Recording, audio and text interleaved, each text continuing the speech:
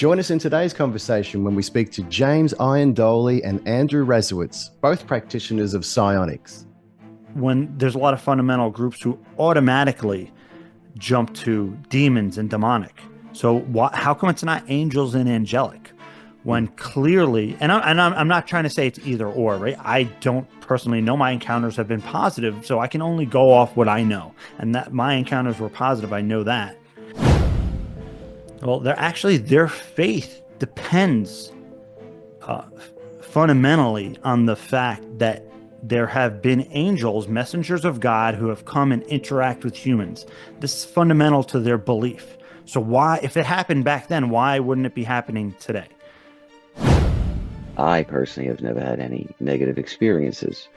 No demons, no evil aliens, no men in black, none of that area, none of that stuff, no probing. Like, come on. I haven't experienced it. When you get into the negative encounters, I don't want to dismiss them. But at the same time, this is one of the reasons why the UAP transparency issue is so important. I do think that transparency is important because before we should take any actions, right? Before any kind of covert military or corporate groups go out and start blasting UFOs down, we should have a consensus as a civilization to be able to make a democratic decision to say, hey, like, there's these things and they exist and they're here. What do we do? The only thing, and he's talking about a one-off, yes, it's very important. The only problem, if there is a problem, is if it's with someone in the group. It's nothing to do with them, meaning the ETs or what you're communicating with. It's if somebody, once in a while, somebody in the group you could tell is off, or doesn't have the right intent, or isn't feeling well, or they don't want to be there. I've had that happen where someone's like, I don't want to be here. My partner dragged me here.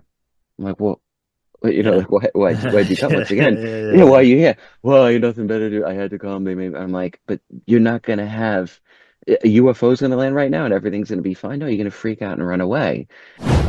I do think that there are such a variety of non-human intelligence that you could potentially encounter that, like, you don't want to have a negative experience. So the biggest component to that isn't like, okay, I'm going to do a 20-minute protection meditation before I do a CE5 and that's my protection.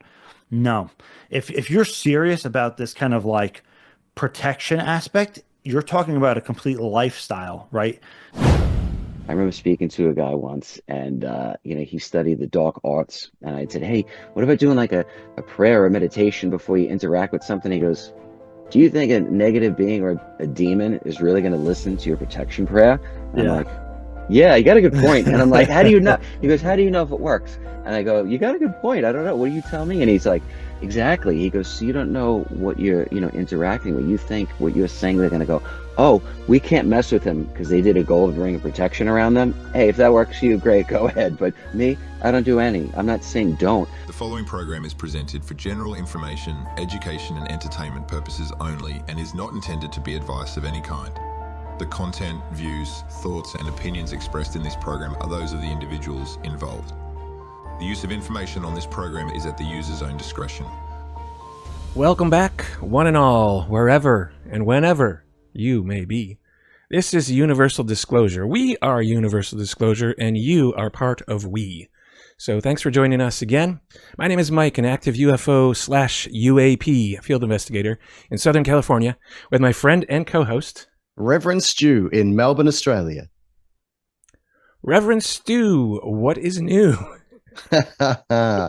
Well, there's lots of psionics talk at the moment, and it's going to be worth unpacking what that actually means today, Mike. Yeah, I think that's a great conversation to have right now. It's definitely coming into the zeitgeist more, and worth exploration. And we've already sort of touched upon it a little bit in multiple episodes before this, and it's, as we've said before many times, it's where the conversation goes. Yeah, well, see, you can see how this whole topic borders into this esotericism, which I told you I noticed years ago was a point of intersection between these two topics. So I'm very fascinated to discover this on both levels. Yeah, and when people make statements that the public at large isn't ready to hear this, I really believe that this is sort of what we're talking about. It's a lot more and a lot bigger and deeper than we're not alone. There are other physical, biological entities smarter and more involved than us. That's just the tip of the iceberg. And after you peel that away, you get all kinds of interesting things. Well, that's why people on this path of exploration say the ET topic eventually leads you to ask questions about yourself, about who we are. And that's a fascinating thing, but a bit frightening at times.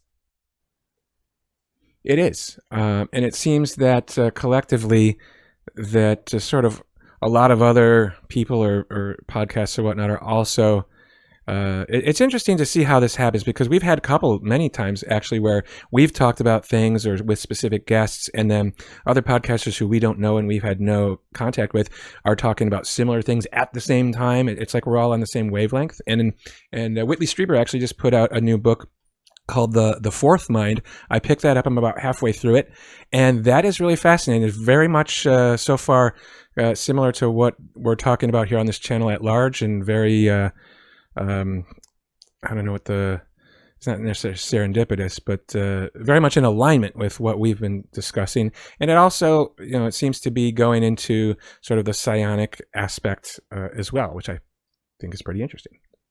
Wow, that's fascinating. I'm a big Whitley Strieber fan. I've read almost everything he's written on the topic, so I definitely want to get into that work, Mike. Have you heard about our Discord and Patreons? I have. I heard about that from you. Very interesting. We're really expanding here, Mike. Yeah, I just needed a lead in. But we haven't officially announced it, right? It's in the descriptions, but now everyone can hear about it. We have a Discord page now and a Patreon page where you can join for free, both of those things. Patreon is like a paid membership, but we're not at this point doing any paid memberships. If ever we do, that'll be like extra content or whatever. But you can go there and just watch ad-free if that's what you want to do. And also Discord is a place where you can sort of have like more long-form conversations with each other and as well as us. So check it out. Links are in the description. Okay. I like the ad-free content always, Mike. So anyways, why don't we get right into it? And who have we got today, Stuart? Okay, we have James Iandoli and my good friend Andrew Radziewicz, who's making another appearance on the show. Very grateful. Now, the reason for having them both on at the same time is because they know each other. They've got a connection through someone that they learnt some of this psionics information from, and strategies and techniques. So I want to hear what the similarities are that they've been experiencing, what they can maybe teach us or impart to us. I'm very interested to hear what they've got to say today, Mike. Yeah, I am too. And James has his own podcast. It's called Engaging the Phenomenon. If anyone has not heard of that or checked it out, do that, because he has some really great conversations with some amazing people there as well. So I'm pretty excited to speak with him, and excited to talk with Andrew again. He was here before.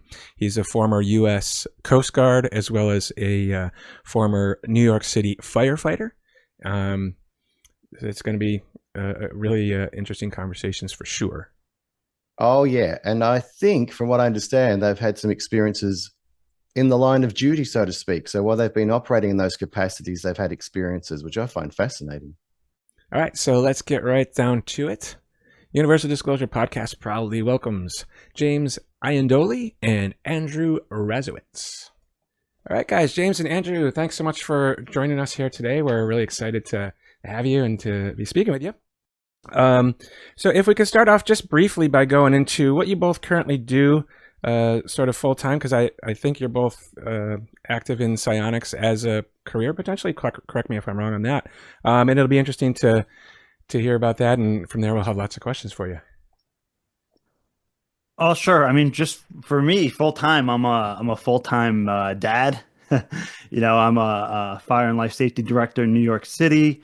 So I actually don't do psionics full time, if you want to say that, although I have put the time in over the years.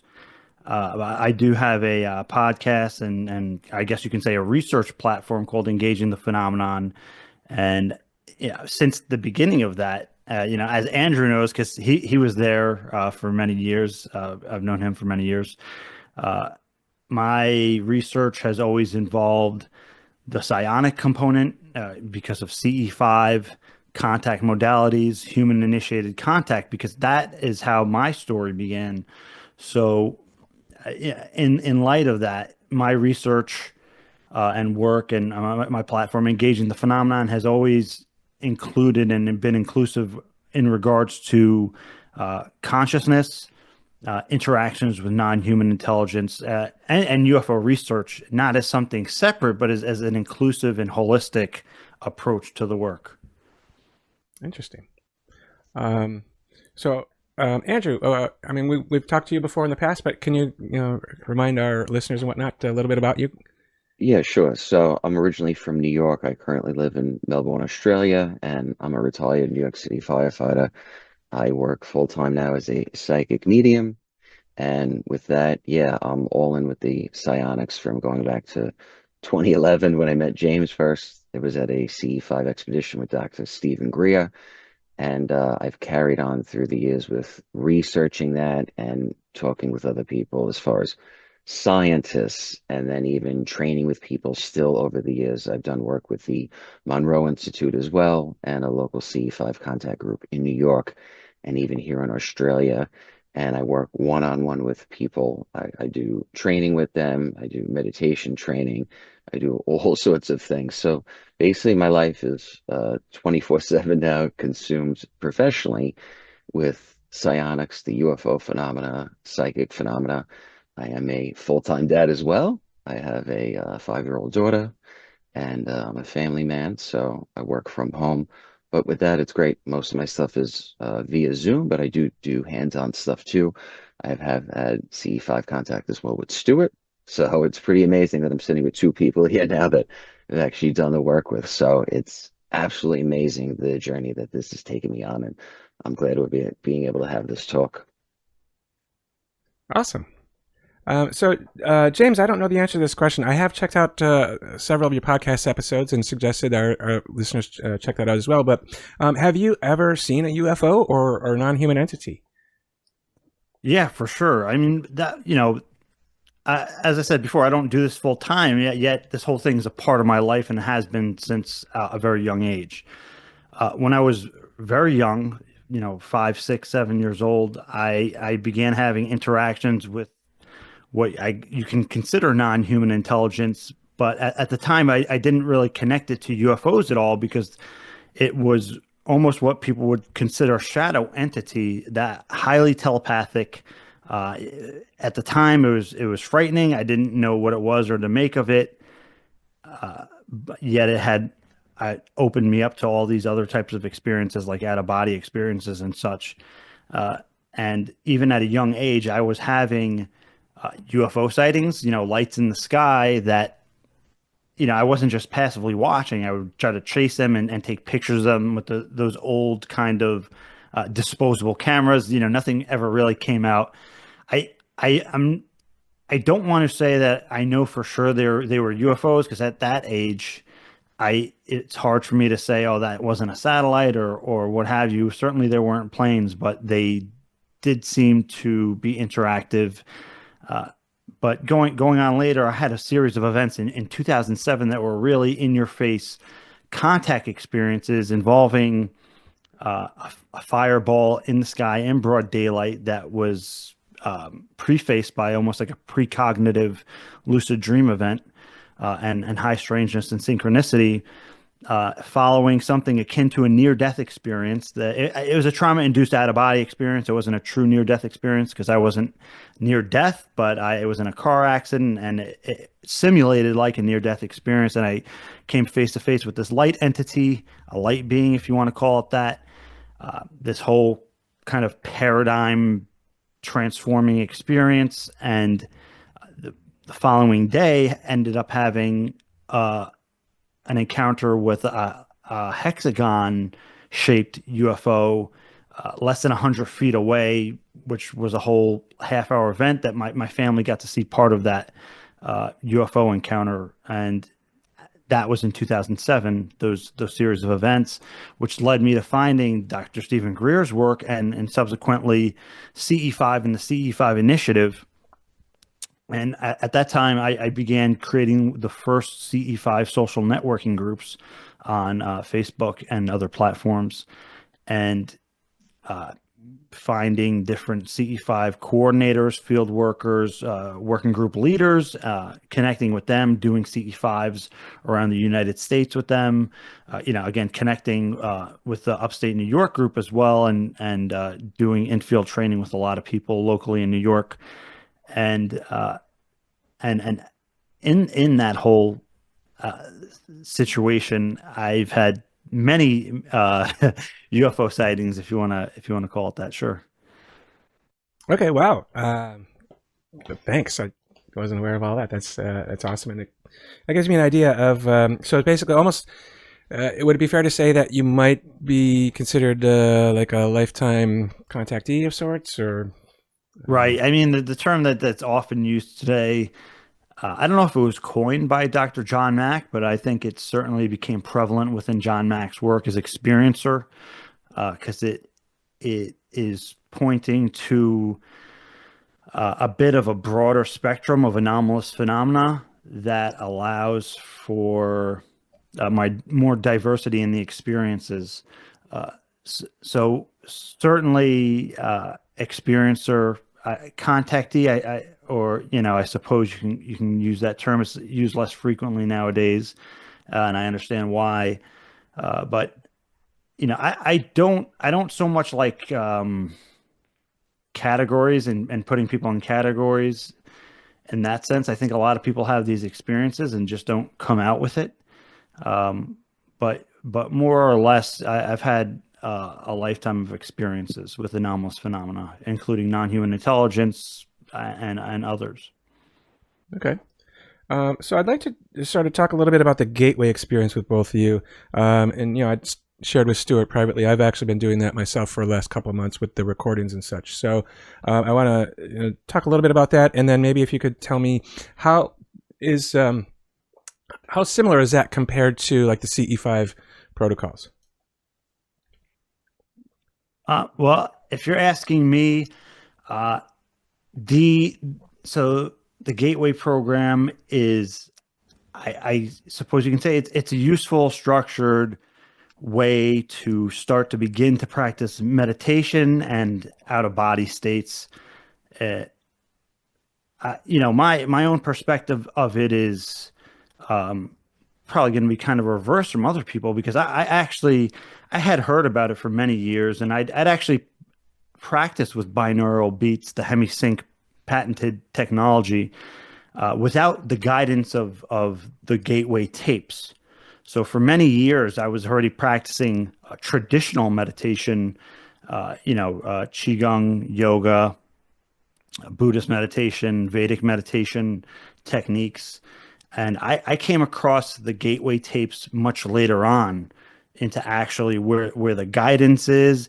And, my perspective on the Monroe Institute and the gateway tapes is like, if you're kind of like a Westerner, the Western mindset, and you don't have a familiarity with meditation and out of body experiences, it's a good structured methodology to try to achieve that.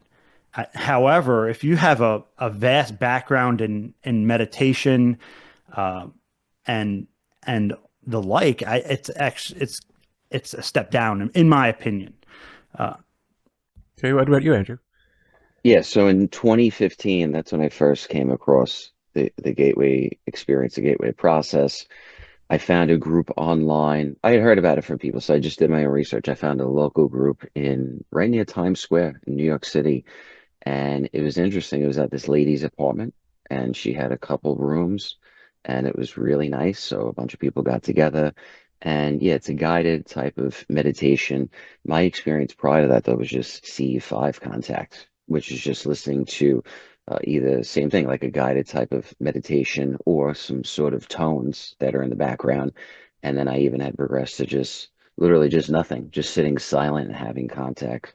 So yeah, if you do that first, like having a CE5 background like I had when I did the gateway experience and the gateway process, I could see how people could look at that as kind of taking a step back. Although I think it was interesting and I think it was good. I think it was something cool to do.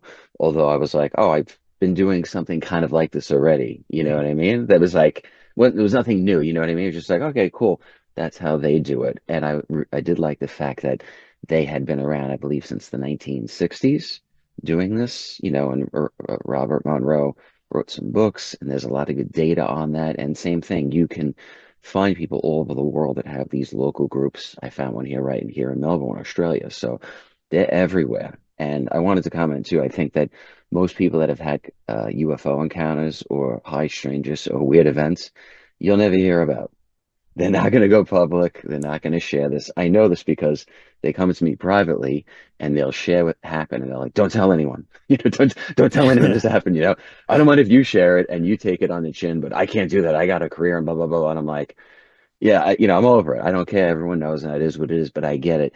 Most people, oh my God, I think there's a ton of people that have had these encounters, but they're just not past the stigma part. So, but I'm just beyond that. Me and James have been around since day one. We met in 2011, and that's when I had a first group encounter, a UFO encounter with civilians. I had an encounter in 1999 on the Coast Guard with guys in the military, but I did this with regular civilians in 2011. And doing that, that was like a giant springboard. If I had done the Monroe Institute prior to that, it might have been cool. But I think CE5 for me would have been like the next level up. That was for me, the CE5 was like the ultimate for me. I don't know. That just did it. And from that CE5, I've had all sorts of encounters and high strangeness events. Yeah, and in the context of what Andrew's describing, the Monroe Institute, I believe, has been around at least since the 1970s. And at the time, in the 1970s, trying to introduce the typical American or Westerner to out-of-body experiences, meditation was very taboo. So they brought in a very kind of like structured, this is not Yeah. spirituality kind of thing, very kind of like objective approach to opening people's consciousness and awareness. So for sure, it served its purpose. And for sure, the United States government saw utilization in it as they tasked the Monroe Institute and with the CIA to study this kind of phenomena. So for sure, at the time, very leading edge. And it does have utilization, and it's very practical, straightforward guidance.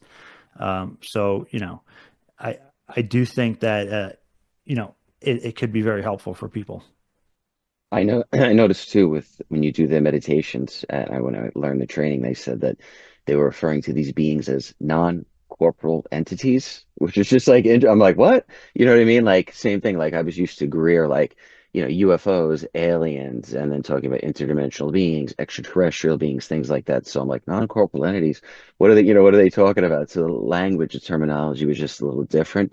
But for me, CE5 just covered and expanded and brought in for me that was like my base of do that and do transcendental meditation on a daily basis, and then all of that stuff will open up. And yeah, you'll if you've done CE5 before and you try the gateway process, you're like, okay, most people probably, all right, cool, but I've done the ultimate already. Like nothing is better than having a face-to-face CE5 UFO encounter. That's the ultimate. Now, part of the pushback that experiencers experience is from religious people, from their family, from their pastor. They start hearing things like, I think what you're doing is not of God, it's evil. Um, and Chris Bledsoe even talked about experiencing some of that pushback initially. So I imagine that's why there's a reluctance for people to come forward. Did you both experience any of that kind of pushback? I personally didn't. I mean, I was lucky enough that my family was there for several kind of like high level contact events, and they experienced it. They were supportive of me and what I do and my involvement with the research and even going out in the field and doing the work.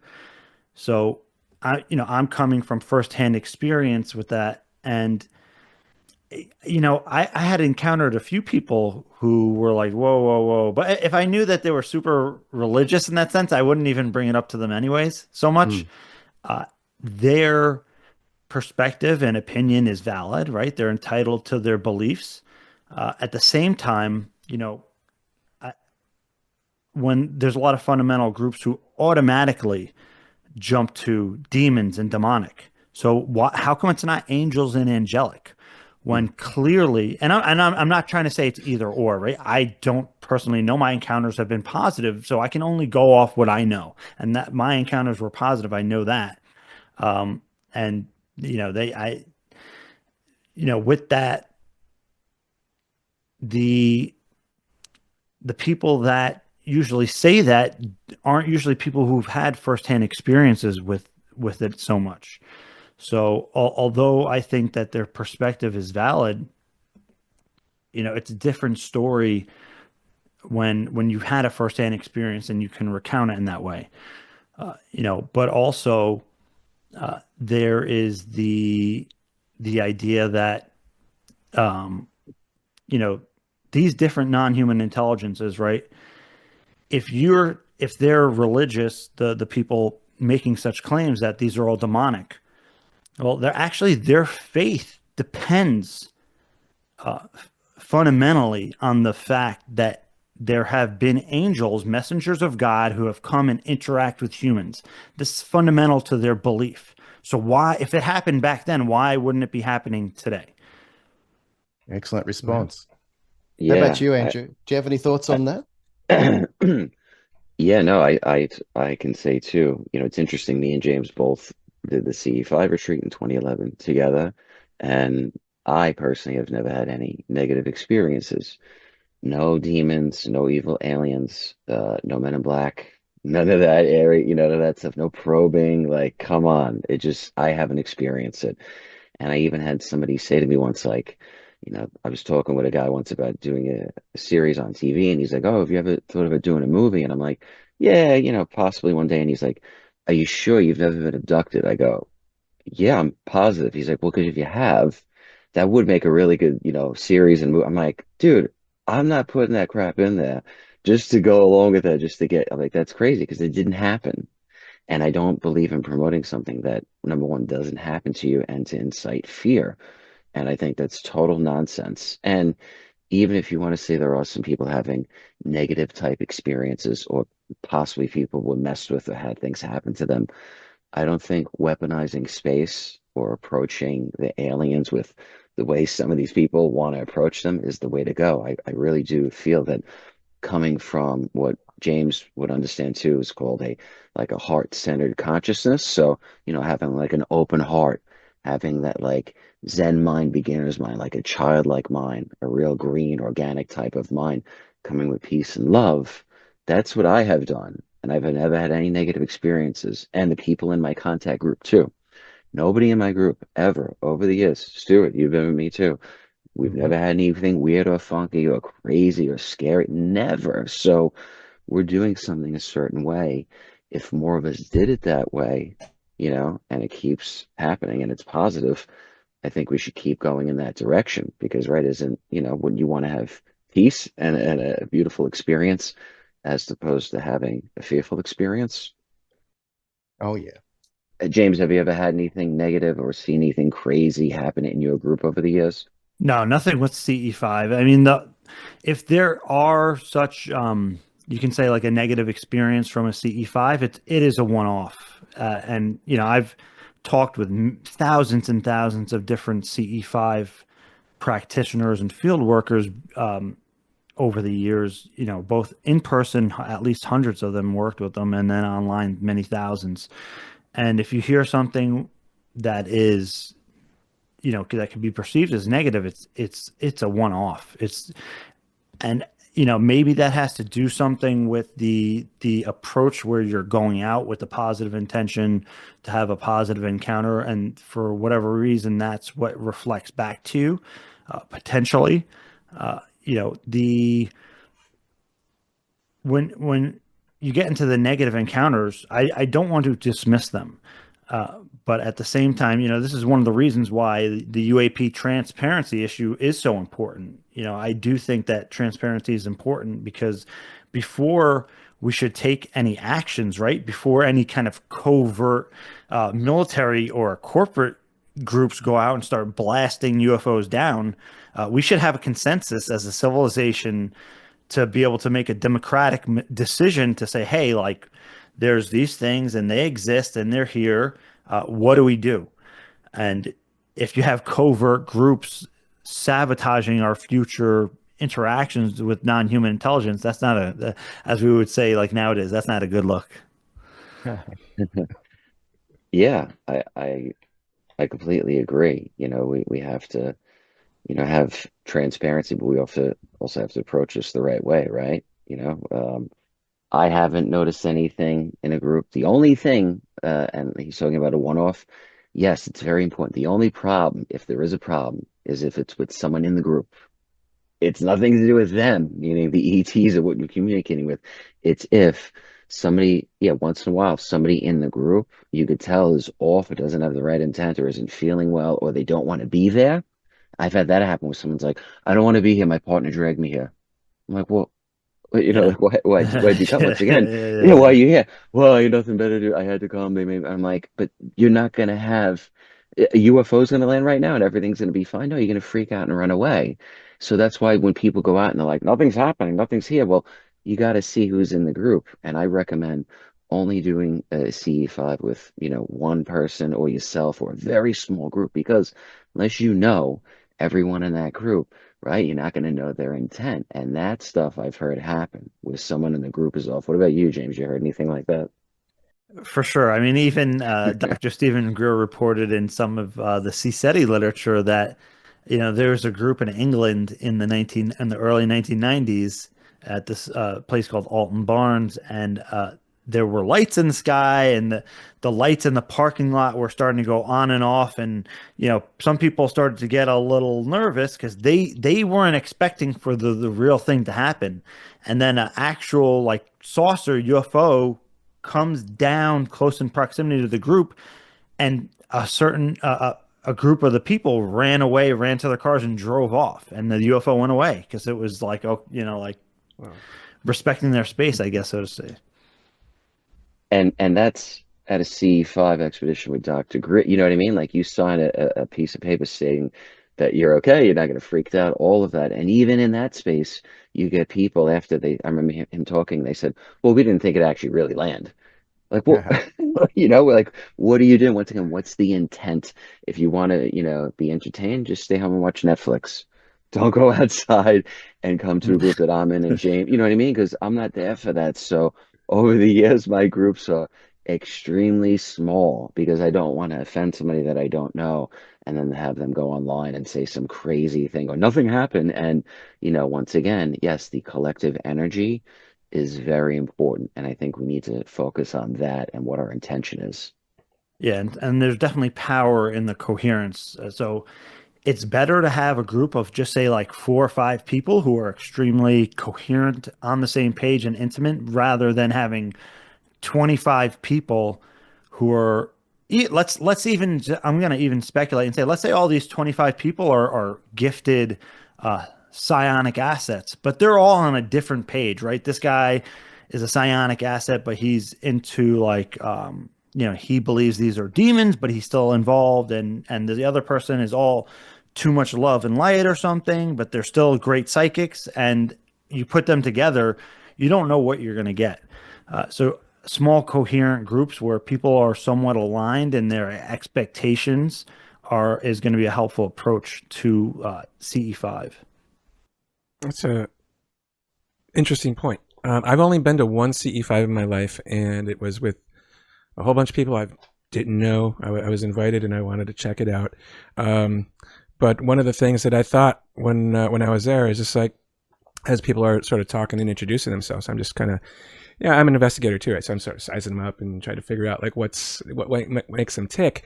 And I think what you just said makes a lot of sense, and is potentially why I didn't, I don't know, I didn't see anything.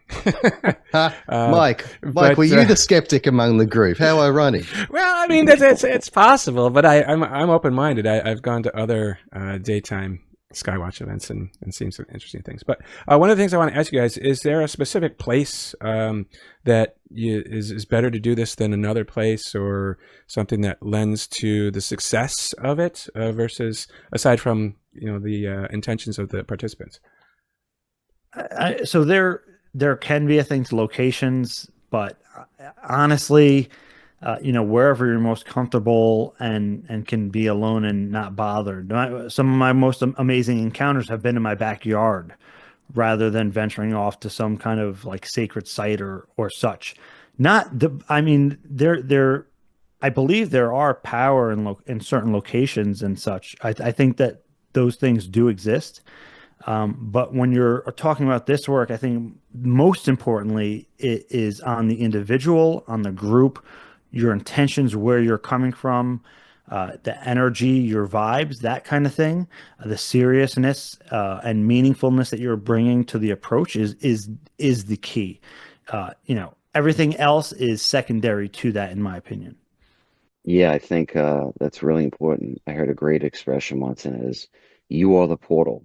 Okay, Yeah. so wherever you go, you're going to take that, and I could attest to that growing up in New York and then now being in Australia. Wherever you go, there's going to be contact. I think it's most important. Number one, the environment of who's around you. Okay, so I'd rather do CE5 alone in my room, in my bedroom, than out in a group full of mixed people that I don't know. I just don't. I'd rather not do that. Definitely would much rather do it in my backyard, though. If my personal comfort space, any sacred space that you make and it's special to you, and for whatever reason you sit there, and the moon sets just right there, and whatever works for you. You don't have to go fly to India. You don't have to go on a $5,000 retreat. You don't have to do that. However, I feel that I wanted to learn the protocols the right way. And if I had just tried to wing it online and on YouTube and go meet a various group of people that I didn't know, I don't know how this would have turned out for me personally. Now, if you get a contact group that you meet online and they're squared away and they're good and they're local, yeah, you can get the same results. But for me, I wanted to go to the source. Greer's old. He's getting old. He's not going to be around forever. And I will look back one day now and go, wow, I actually got to meet the guy in person. And I met some amazing friends there that I've had lifelong communications with, friendships with, and made contact with them. And that is the best part of that experience. I don't care about the cost for me personally. The training I got and the lifelong connections, that's what this is all about, is about bringing us together. And I never would have met, I wouldn't have met James just randomly on the, you know what I mean? Wouldn't have just met, we met because of that in California. That's amazing. And now here we are sitting here, 14 years later doing a podcast together. Like, what? Yeah, seriously. Well, on that same line, what about people in larger cities? Like if they live in a big apartment building, or a tight knit beach community or something, with the neighbors around you or other people in the building, does that make a difference? Do you have to go out in like a park, or let's say you have a big yard? Okay, that's a little bit different. But in LA or in New York, everyone's just clumped on each other. Does that affect things at all, do you think? I want to say, as much as it affects you, it affects the process. So, if you're just starting out and the environment is discouraging you, that might not be conducive to great contact. However, years after my involvement, I actually had some pretty intense CE5s from a rooftop in New York City, right in Manhattan, Midtown Manhattan, that were incredible. But my mindset was already convinced. I had the conviction. I already had the connection with the non-human intelligence by doing the process thousands of times. So that probably contributed to why I was successful on a rooftop in New York City. If I was starting there and I'm discouraged and I'm thinking so much about, oh, it's not going to happen because of this, and it's your mindset more than anything. So I don't want to say that, ideally, yeah, if you could be in a location where you don't have any distractions like that, or people or noise or obstructions of view or anything like that, go where you can, but don't let it limit you. Don't let it stop you, even from just regular practice. Yeah, I think it's important. Like you said, if you're just starting out and there's too many external factors, you're much more likely to go, oh God, this is too much, this is too crazy. So I don't know, day one, if I go into a rooftop in Manhattan, if that's, if I had other options. Okay. So Yeah. same thing. If I got other options, I'm going out in the middle of nowhere with no one around because, Yeah. like Greer recommends, clear sky, the less light pollution and sky traffic as possible, yes. But even later on, I met a guy in the city once, a guy that was a contact for Kid Green. I met this guy in the city at a bar in Manhattan. This is crazy. We're talking about the phenomena. We go outside, we're talking outside this pub, and he's looking down a busy city block. I mean, tight. People going around. It's nighttime though. It's like midnight. And he's looking and he turns me around. He goes, "Oh my God, look." Something just zipped by. I saw it too, came by. And then again, another thing came. And he's like, he was free. He was like, "Holy shit, how did you do that?" And I go, "I don't know. This is just how this works. If you stay focused, yeah, it's your intention. You stay focused. These high strangers, these weird things will happen. Whereas when I started out, I would not have never have Yeah. done that and met in a city block and even attempted something like that. And I didn't even try for that to happen. It just happened. Right. These things sometimes just happen. Like, these weird things. I try not to focus too much to like, all right, the craft must appear, and I don't do anything like that. Yeah. It's not like that. I don't go like, oh God, that's overthinking and forcing this. I just go, sit quiet, meditate, and whatever can come, if it can come, it comes. And then like Greer told me something really interesting, and he goes, don't sit and meditate and try to levitate or practice telekinesis or get this to move or this or that. He goes, let this unfold naturally. And I know what he means now. At first, I'm like, what does he mean? He goes, just keep meditating. And as you keep meditating, eventually these cities, SIDDIH, they call these things cities. He goes, these things will happen. These are naturally occurring things that will happen eventually, but don't force them. When you force to view, when you force this, you force that, it's going to be very difficult. Let the process unfold naturally. Yeah. And to what Andrew was saying, I I always say, like, you don't want to have the expectations, because you might be expecting something to happen up in the sky, and you're looking in the sky and whatever. However, an orb appears like 8 feet away from you, right in the field there, and you missed it because you're looking up in the sky, and there's all the stuff going down around you. And also, I mean, it's potentially that your expectations are framing, are constricting the way in which non-human intelligence is going to interact with you. And the more that you open up and, just as Andrew's saying, allow the contact and the interaction to unfold, the more vast it is going to unfold.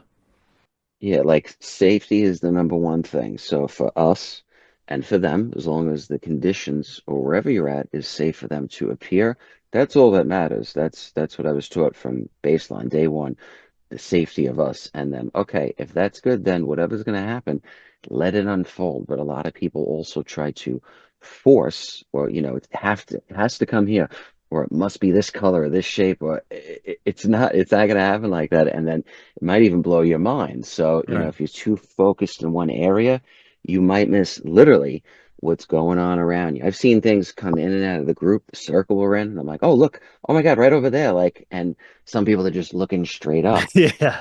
Like it's like, Happens it's all the right behind time. you. Yeah, yeah, yeah, Yeah. yeah. Yeah, and that's again to what Andrew was saying about the Zen mind, beginner's mind, and it's so subconscious. Like, we don't even stop and think, like, wait, I'm just expecting what I've seen on TV or a movie or in documentaries, when it could literally happen in so many different other ways. Yeah, and you don't need to go out and buy all sorts of expensive gear and laser. You don't. Oh my God, when I first did this, the Yeah, people in the group, like the veterans in the group, they didn't have any of that stuff. The guys yeah, sitting next to me, guys in California, they didn't have lasers. They used their naked eye. That's it. I was like, wow, oh my God, you could see that. And, with it with laser pointers and trying, once again, all these external things where now I don't use any of that. I just sit and meditate and I just enjoy the show because even filming, I don't even want to film. I don't even want to get caught up with filming it. What is that? That's a satellite. It's this. I don't even want to get caught up with that. I don't want to miss. what's going on. Because even with that, once you look through the camera, you look, now you're being distracted. You're looking up in the sky, and there might be something even more amazing happening right in front of you. So I'll just set the camera up, leave it to the side like stewardess scene. I don't even want to touch that thing because don't Yeah. want to miss the beauty and that feeling you get when you're looking through a lens, when you're looking through that camera. It takes away as opposed to just sitting there like when we first learned this. And it's like, oh my God, that's the best experience in the world, that interaction when you're just there in the flesh. Yeah, 100%. So, all right, I have a little question because this, when I did do the only CE5 I ever did, during the beginning, there was the meditation process, and there's also like a protection element, which maybe we can talk about in a second too. But I felt as though there were at one point like 300 people behind me that just were there all of a sudden, and I didn't know what to think of that, but it sounds like maybe I was getting a little bit of success at it, or like what do you guys have to say about what that may have been? Well, I mean, everybody's experience is going to be different, so that could mean something. But I mean, I think in part of the process is it's for you to try to understand what that is, and that's, the beauty of continuing the process and continual practice. Rather than if you just go out one night, it's a one off. You don't know what to make of it. But if you have continued practice, continued inquiry, and your continued ability to kind of take that interaction and break down what's going on. And also to what Andrew was saying about the cameras, if you're focusing on the camera, you're gonna, even sometimes if you're focusing too much on looking at the sky, right? What is going on internally, which is potentially the most transformative aspect of it, like the physical crafts and the objects and the orbs and the lights, those are like indicators of validation, right? But the real kind of stuff is going on in subtler realms, right? In our perception, in maybe you can say a transmission energy, and if there is some kind of communication going on non-locally, you have to try to break that down and perceive it. But that takes discernment, that takes effort, skill, time, to kind of break down. And you might have an experience like you're describing, and that might not unravel for you until like 3, 4, 5 years of practice, and something, you get some kind of communication or experience or insight, and it clicks. So it might not be at face value, it might not be right away, but if you continue the process, hopefully, right, you're going to start having a better understanding of all those subtleties and what is actually going on in the experience beyond just lights in the sky. Yeah, I've had an experience, I mean, several, where I've looked to my left, looked to my right in groups with James, and I'm like, who is that?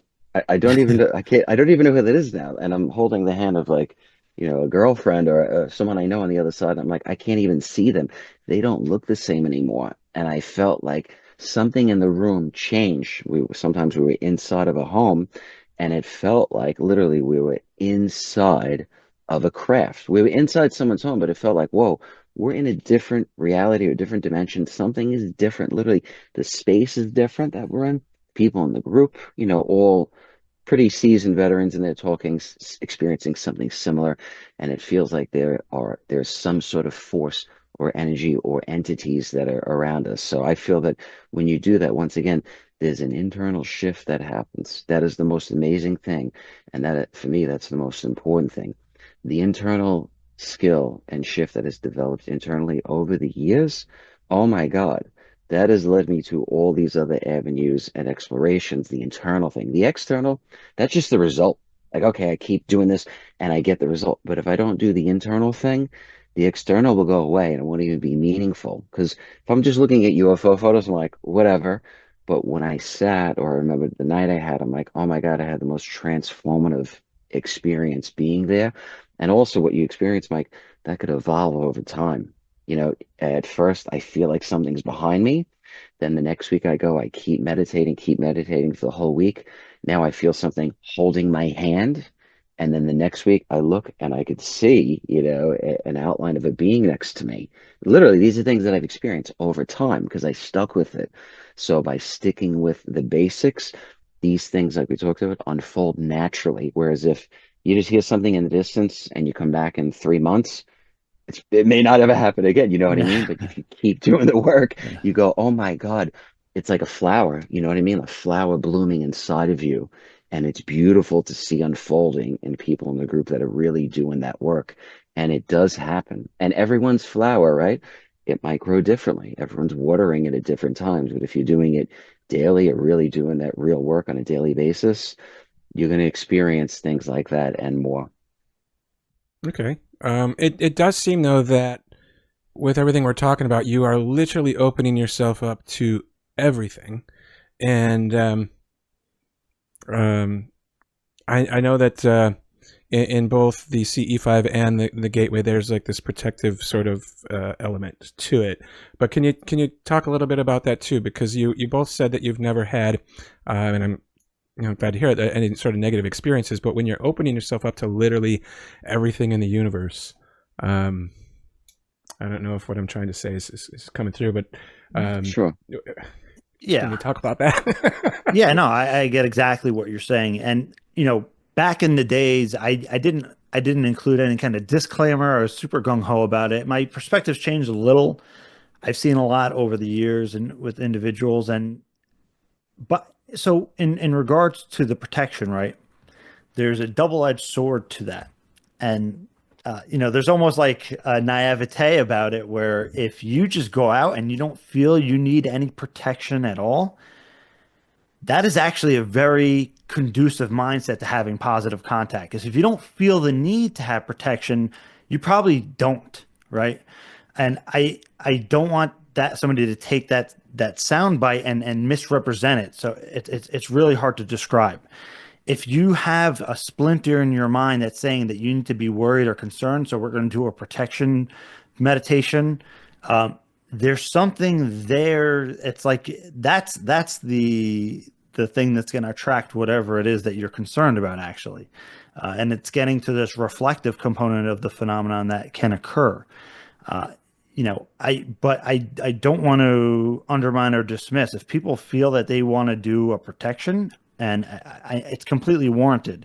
And so the whole thing about not, I hope this doesn't sound wrong to people, not using protection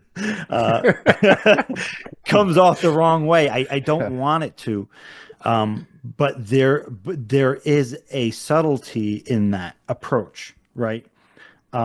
However, if somebody is just like not in the right mindset to be doing the work, like if you're going through some tough stuff in life, maybe that's not the greatest starting point for you to do it. And for people that say like, listen, I'm not going to go out and do this without protection. I mean, by all means, if you have the conviction to go out and do it and you want to do the protection just in case, go ahead, right? Nothing against it at all. But I do want to say it's that the kind of mindset where you feel like you don't need the protection is probably going to be most conducive for breaking down the barriers of what is going to be obstruct you and get in your way in the interaction and contact process. It's so there are subtleties to that conversation.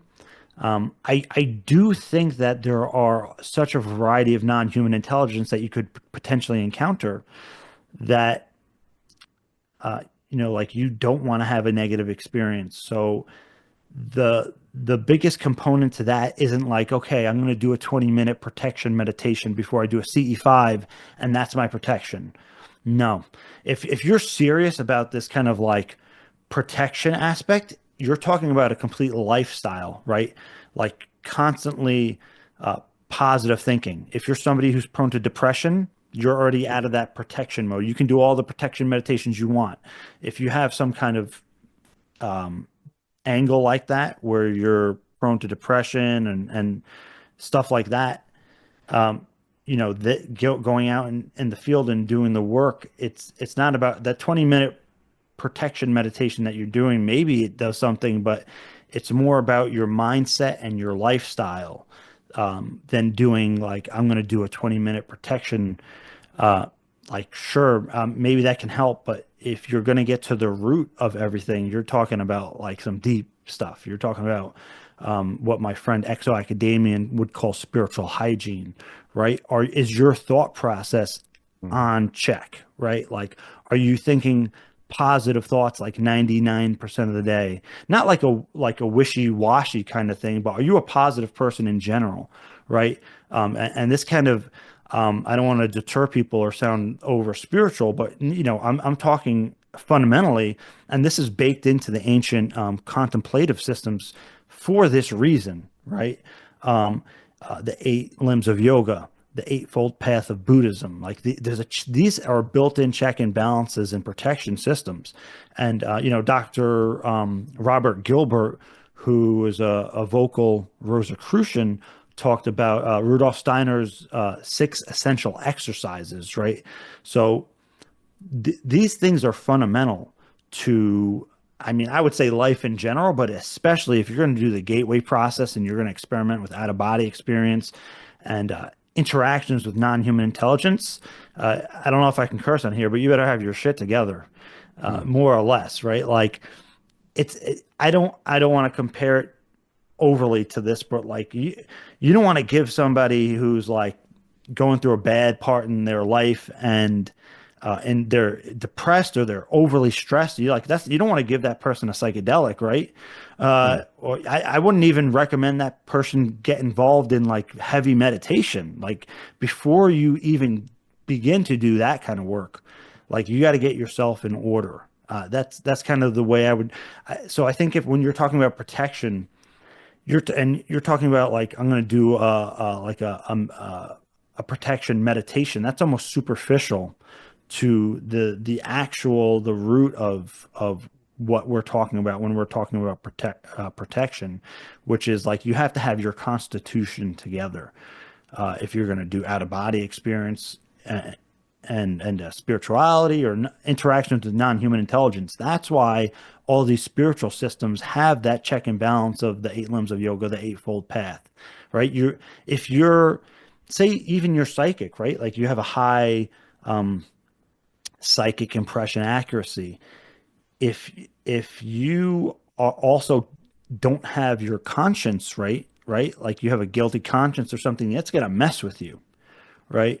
So there's a comprehensive approach to that, and in short, I'll just say, like, if you think you're going to do a short protection meditation, that's a superficial approach to what the root of what we're actually talking about, which is to have your constitution together. Yeah. I mean, for me, I always kept it real simple. It's like I'm living in Brighton Beach, Brooklyn, on the beach, right? So I'm taking the subway home late at night. Now, if I'm coming home from a club or I'm coming home from the firehouse, I'm not sitting and praying or meditating before I get on the subway. I just don't. That's just me personally. And I'm not doing it on the subway either. And I'm not looking over my back every 2 seconds. That's just not me. So what I'm doing on a daily basis is the most important thing for the overall, right? It's the preparation on a daily basis. Whatever I'm doing, whatever you're doing, do what you do. What I'm doing, that's what I do. I'm more worried personally about someone mugging me on the subway than having a negative encounter. And I haven't had someone mug me, okay? I'm just saying overall, I'm more worried about people than the extraterrestrials. But if you think that's going to work, great. I remember speaking to a guy once, and he studied the dark arts. And I said, hey, what about doing like a prayer or meditation before you interact with something? He goes, do you think a negative being or a demon is really going to listen to your protection prayer? And I'm like, yeah, you got a good point. And I'm like, how do you know? He goes, how do you know if it works? And I go, you got a good point. I don't know. What do you tell me? And he's like, exactly. He goes, so you don't know what you're, interacting with. You think what you're saying, they're going to go, oh, we can't mess with him because they did a golden ring of protection around them. Hey, if that works for you, great, go ahead. But me, I don't do any. I'm not saying don't. Me personally, same thing. Like what James talked about, it's what I'm doing on a daily basis. If I don't feel right, I'm not even going there with the contact. If I had, just say, somebody died in the family, something messed up, and I'm going through a 9/11 or, whatever, some crisis, or someone died in the firehouse, something messed up, I don't know if I'm going to go out and do CE5. You know what I mean? Maybe I just stay home and take it easy and go have some talk therapy. And then when I feel good, then go, because if you don't have all your checks and balances in, oh yeah, when the people have negative encounters, the ones I've spoken to over the years, when they start to dig into their personal life or their health, you start to see a pattern. This is not just me. I know Mary Rodwell experienced this with a lot of contactees, people that were coming in that were abductees. When she talked with them about their personal lives, their physical lives, their health life, she saw all these other factors. And when you get them right, then the contacts changes as well too. So it's an interesting parallel. I mean, Stuart, I know you know about that too. Mary Mm. Rodwell's spoken about that. Oh, yeah. I love the points that both you gentlemen made, and I think you're absolutely on point with it. Kind of depends on what you bring to the experience, and it's going to be reflected back to you. Something I also wanted to talk about today was I'm fascinated with the potential relationship between some of these school encounters and CE5. I'll tell you what I'm talking about. I mean incidents like Westall, where this is during the day. It's a school here in Melbourne, where there are a number of children in the playground at the school. During the day, they saw a craft, had interactions with actual beings. It's about as CE5 as you can get. Then the same things also happen at the aerial school in Africa, where the kids are out at the playground and they've encountered a UFO and beings. Now, what's the relationship? I'm trying to figure this out. I'm hoping you can help me. The kids weren't out there for a CE5, but they still had that experience. Yeah. So, I mean, kids in general are more psychically open, right? They're more prone to observation of subtle realities until they're conditioned out of it, right? Mm. And I believe there was some very interesting commentary by Dr. Diane Hennessy Powell, who is well known now because of the telepathy tapes. She was doing research on savants and nonverbal autistic communities and people who were demonstrating these extraordinary abilities. I believe she even commented on, like, well, the brain is very kind of super plastic until the age of 7, and then we start having all these conditions laid upon us, and what is possible and what's not possible and what's acceptable socially, what's stigmatized. And that, I believe, has a lot to do with interactions in general, right? I mean, for me, I was having interactions from a very young age, so there was never any question about it.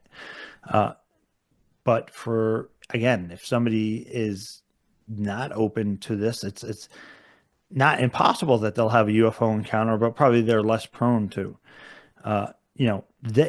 If you want to go further up, like more meta on the conversation regarding the kids, the school, the UFO encounter, the interactions with non-human intelligence at those events, you can get into Jacques Vallée's cultural influence of the UFO phenomenon, in that, for whatever reason, the UFO phenomenon chose to interact with those kids, potentially because of the cultural effect it would have for decades to come, Mm.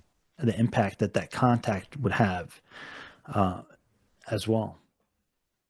Yeah, I think like I remember meeting Greer and him talking about having a childlike mind, when you do contact, and I'm like, wow, that makes sense. So these kids, right, they don't have all the filters that we have on, right? As we get older and, we watch media and listen to all this dogma, put all these filters on of why you can't do something or why something can't be possible.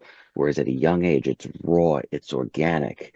And for whatever reason, whether it was a crash or intentional, whatever was going on there, they were able to safely communicate. I mean, as far as I know, and anyone that I talked to that witnesses at Westall, I've spoken to some of the witnesses, none of them were, scared, at least the ones I spoke to. They didn't know what was going on, but the message wasn't negative. They weren't taking them, probing them, nothing like that.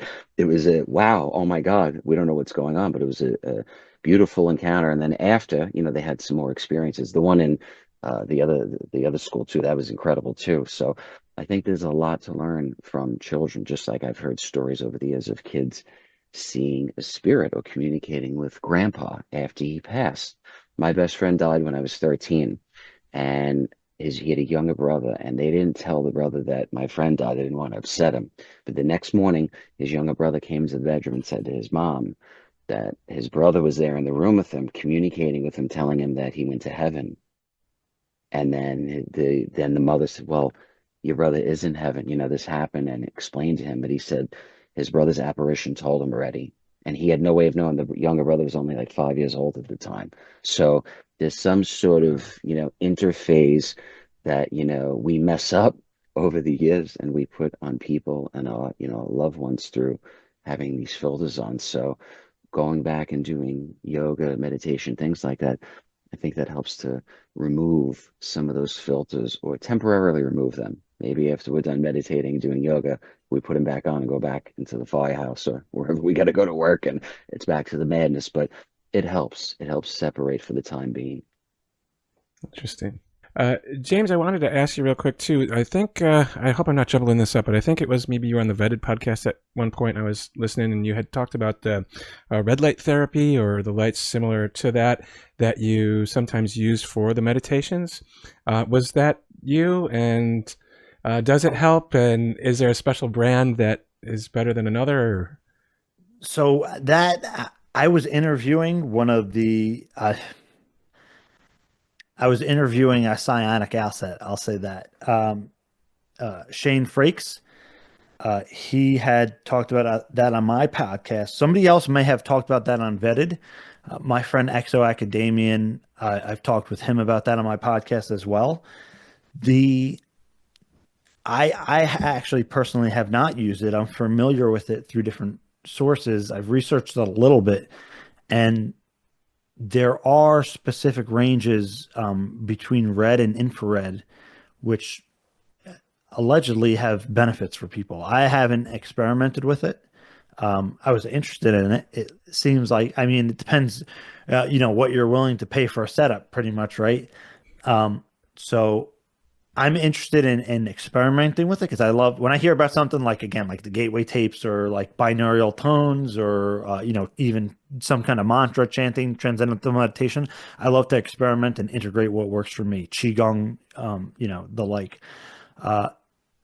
It probably has some benefit. Allegedly it has health benefits beyond just meditation, but people have said that it helps them with their meditative states. I think it's kind of fun for us to try out those things and chase them. Ultimately, the most is you just have to sit down, have a clear, open mind, and be present, and that's it. But we're human, so we love to like chase things and make things fun, and that's part of the journey too. So I say that lightheartedly, and like explore and try things out. And I'm actually looking forward to experimenting with that.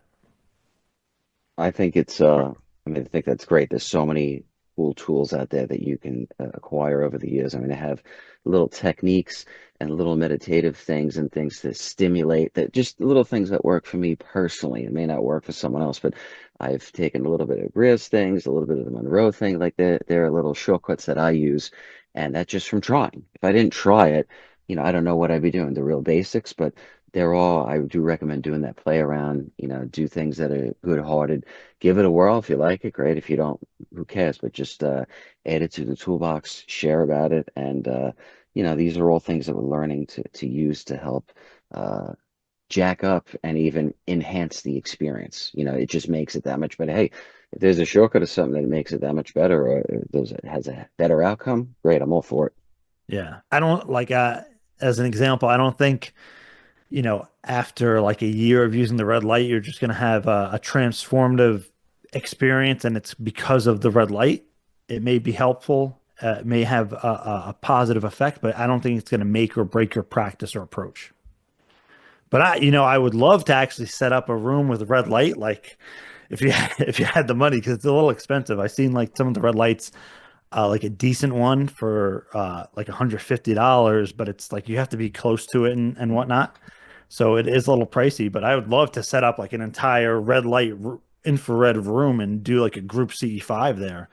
That'd be really a really cool experiment. You get the red light going, you got the binaurals going, and with CE5 protocols or contact modalities.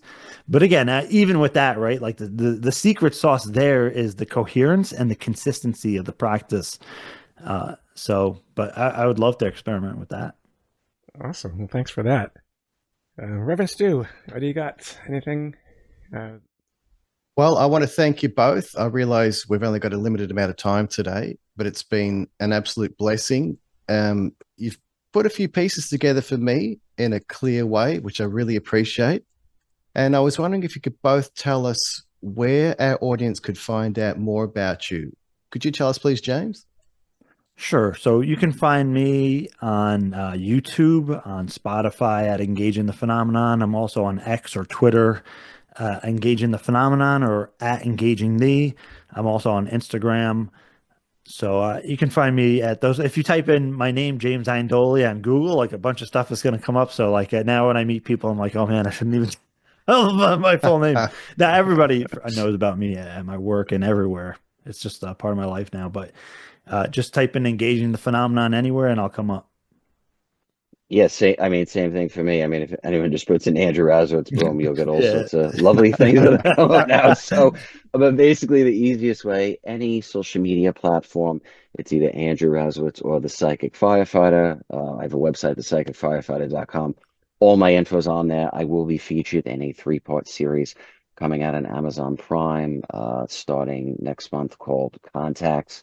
It's about all the different realms, paranormal, divine, astral realm. It's amazing. There's contact on there, there's psychic readings. There's all sorts of amazing stuff. So keep your eye out for that. And yeah, I mean, me and James are pretty easy to track down. If you need anything, feel free to shoot us a message or whatever. We're around here and there. Sure. Yeah. Thank you so much for having us on. Excellent. And, I'd love to do Yeah. this another time, anytime. Oh, anytime. I mean, this is amazing. Every time I see James, it's like, this is real old school. This is so good. I mean, Yeah. Yeah. It's a it's throwback. so good. Yeah. And we got to do another CE5 in person together. So when I Yeah. come back to New York, Absolutely. I'll let you know. Yeah. I I'd will be love to. back. I'll be back later in the year. I'll let you know. Yeah. Definitely. Please do.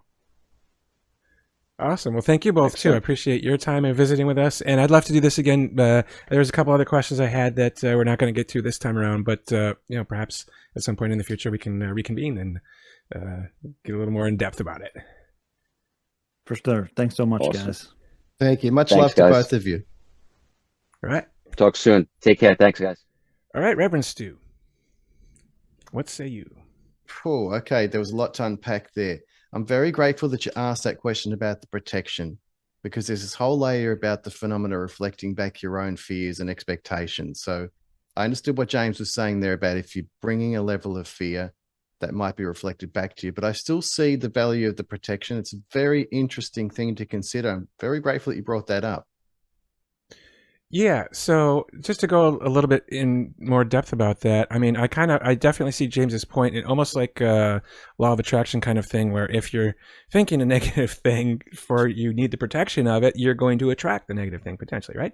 But with the gateway tapes, they say to imagine like they call it a resident energy balloon. It comes out of the top of your head and around and up through your feet and everything, and then you can float off in that. And in spirituality and such, with if we want to get really into the weeds and talk, like ghost hunting or whatever, there's people they either incense or sage or something, and they do that, or they do a little prayer before they go into like a haunted place.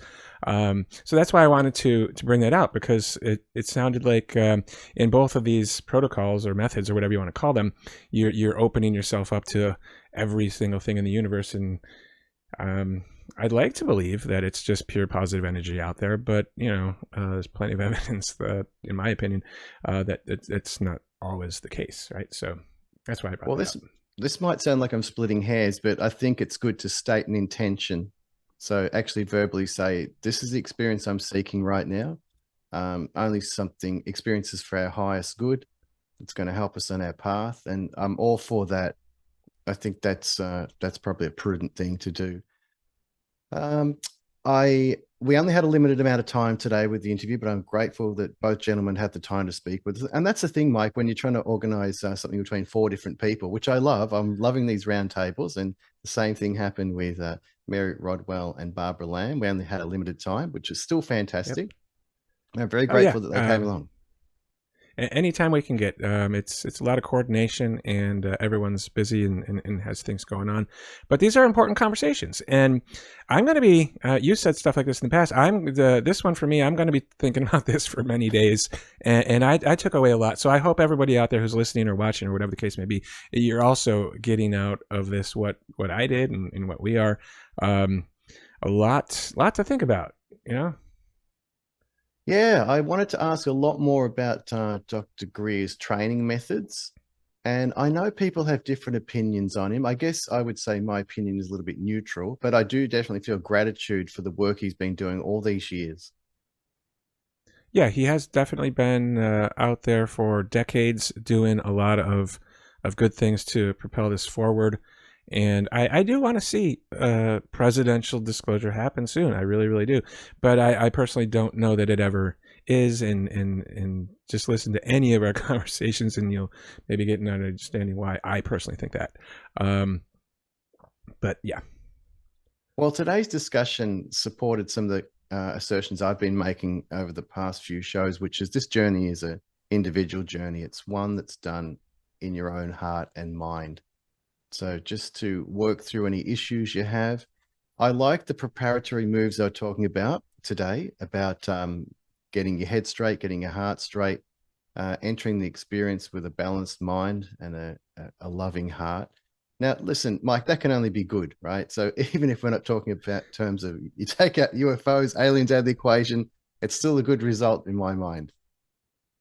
It absolutely is. I've actually talked to a couple people recently, and I've said to them, are you ready for, like, they were, one person I referred to talk with Barbara Lamb, who's, but anyway, there's another person who I'm still kind of working with, and I asked them, like, are you, like, what would this mean for you if if we go through this? I don't know. I got to be really general, right? But it's a potential of, I think I can maybe say a little bit of it, of a possible implant, right? And, I said, what if I bring my meter out and it does something, how are you going to react? Or is that going to freak you out? Like, are you sure you're ready for this answer? And at one point I said, like, you have to make sure that you are in a grounded place before you go through with, whatever it is they might be going through, or, I don't know. Wow, how fascinating. You got to be ready for this kind of exploration, don't you? And what you might find out about yourself and about this reality. It's just pulling the curtain back on your whole reality. I understand why it's difficult for anyone. I mean, it's difficult for me. I've been down this track for quite a while and been seeing more and more what I believe are true aspects of the reality, and it's shocking for me. Yeah, absolutely. And I do want to put out one other thing too, because there's a comment that somebody recently made about implants, and I'm not talking about that particular person. I did invite them to reach out privately, and we have a conversation. But it was kind of interesting in a way that comment came through at the same time that I'm talking with somebody about the same topic. I don't know if you call that serendipity or what, but it's. I'm glad you clarified that, Mike, because up to that moment, I figured it was that person. So thank you. Okay, yeah, no, it was not. A completely different person. So if that person is out there hearing this, whenever you're ready, we'll have a private conversation, not recorded or anything like that, and help out in any way that we can. But I thought it was pretty wild, actually, within a couple of days that it all sort of happened. But anyway, that also was part of why I asked about the protection aspect, because I see, because it plays into what you're doing there. I got to tell you, Mike, I really respect what MUFON does as a point of call for people who have questions about this issue, the willingness and openness that MUFON approaches these situations with. And I realize, I want to reiterate while we're on the show, you're not here in the show as a representative of MUFON. That's something that you do, but it's not an aspect of this show. But just since you're bringing that aspect up, I wanted to just really respect and thank you for that. Yeah, it's rewarding, and it helps round me out, because I spend my days in the corporate world with high finance contracts, charts and things like that, and it's all good stuff. But that's why I even started investigating in the first place. At one point, I was going to start another side business, and I thought, well, who doesn't want more money, right? But at the same time, it's like I want to do something that's more fulfilling or more rewarding, because more dollars for me isn't going to really change anything. So that's why I started investigating, and then now we're doing this. But it's fun. Now, this has come up on a previous podcast, but you don't earn any money as an investigator. I just want to clarify that for anyone who's watching the show. Correct. Yes. The money I earn is not from ETs or UFOs or investigating or anything like that. So that's all free, voluntary, just as this particular show is. And I guess I'm lucky enough to be in a position to do that kind of thing. But now, my own curiosity here now, Mike, I want to know, does anyone from that corporate world have any idea that you're also a MUFON investigator? And would it matter?